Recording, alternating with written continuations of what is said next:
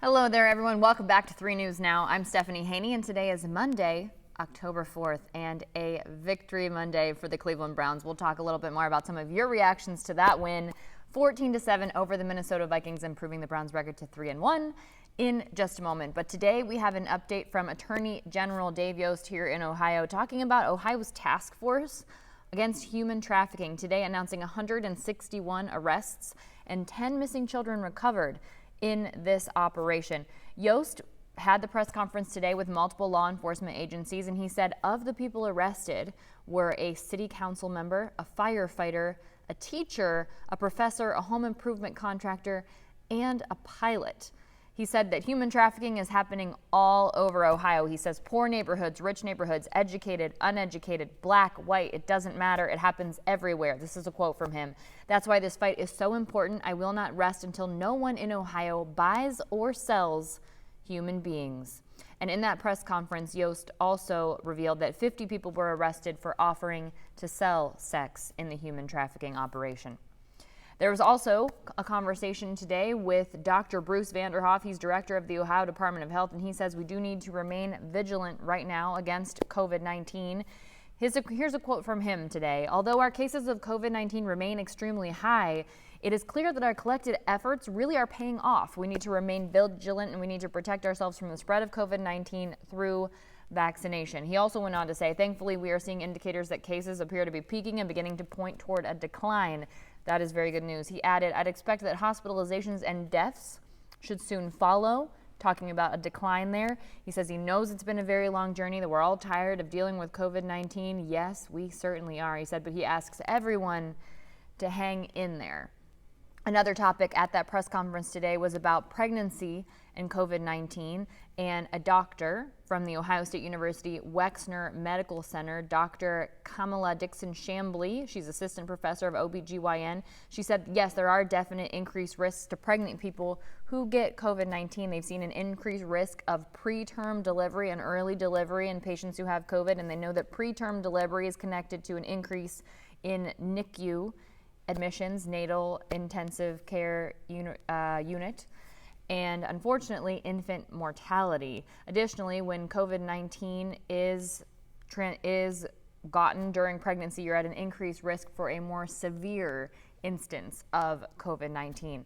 Other things they talked about in the press conference today, some changes to the COVID-19 Dashboard. There'll be a new drop-down menu showing how many people have gotten their booster shot of COVID-19.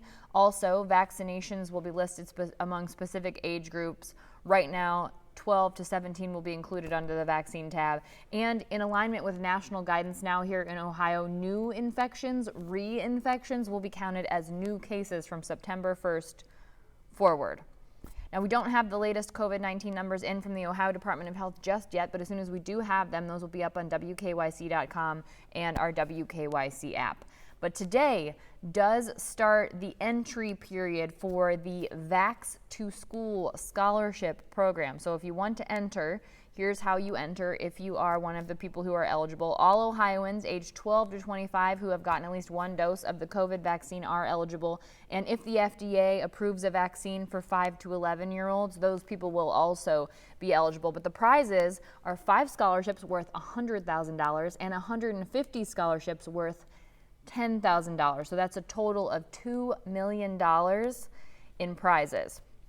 Just to enter, you need to go to ohiovax2school.com. That's Ohio, VAX, the number 2, school.com. There's also a phone number. We've got that on WKYC.com if you want to call to enter. That's open from 9 a.m. to 8 p.m. If you're under the age of 17, you need to be entered by a parent or a guardian. You're not able to enter yourself at that point. And remember, if you previously entered the Ohio Vax a Million contests, that entry does not qualify. You need to re-enter. You need to enter this new competition with your new information. We don't yet know when the drawings will be held yet, but Dr. Vanderhoff did say they hope to have winners announced no later than the end of this calendar year. So within 3 months, we should know who some of those winners are of that Vax to School promotion in order to get more people vaccinated. Now, let's talk about that win for the Cleveland Browns, 14-7 over the Minnesota Vikings. That first quarter, just 2 possessions. The Vikings drove the ball down. They scored. The Browns drove the ball down. They did not score. They didn't score until the second quarter, but they held them. No more scoring after that first touchdown in the first quarter. And the offense did struggle a little bit, but the defense really stepped up, played that game. Here's just a couple of the things that people are saying online. Basically, they're very happy with the win, very happy with the defense, but we do need to see some improvement from the Browns in certain areas if the Browns will go deep into the playoffs. I like talking about the Browns going deep into the playoffs as opposed to just in the playoffs.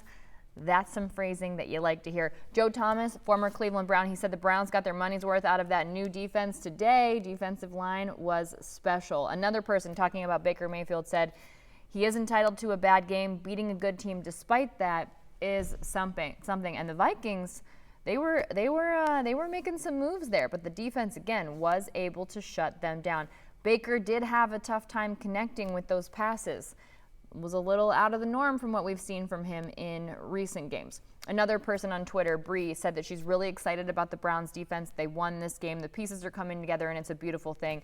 Can we talk about the fact that the Cleveland Browns, with an interception, busted Kirk Cousins' record of attempted passes with no interceptions? I think it was something like 200 some attempted passes with no interceptions until yesterday when the Browns got an interception against Kirk Cousins. And that is a beautiful thing. And again, the Browns improved to 3-1. Next Sunday, they take on the Los Angeles Chargers in Los Angeles.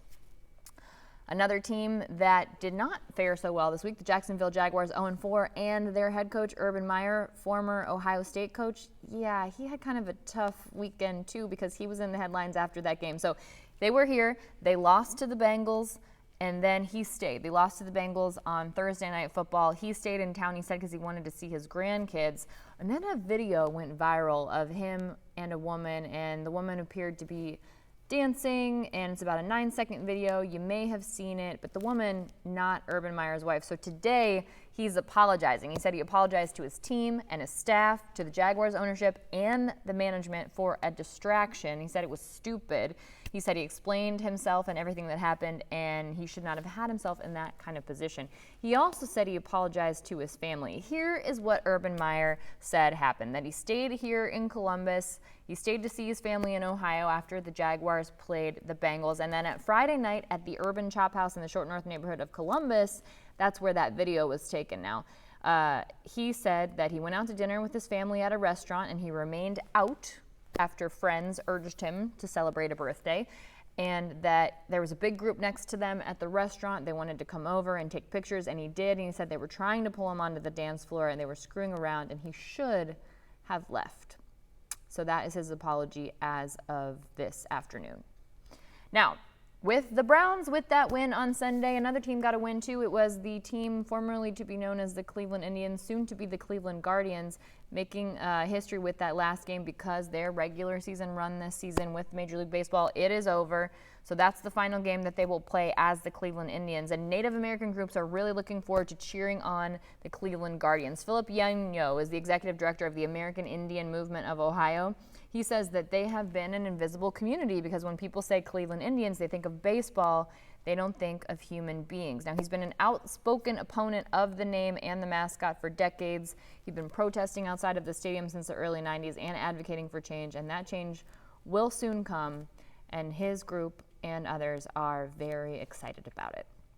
Now, a lot of people here in Northeast Ohio are excited about this. There's a new event coming to the Cuyahoga Valley Scenic Railroad this year. It's the North Pole Adventure Ride. They're doing it a little different. They're not doing the Polar Express thing. This is the North Pole Adventure Ride.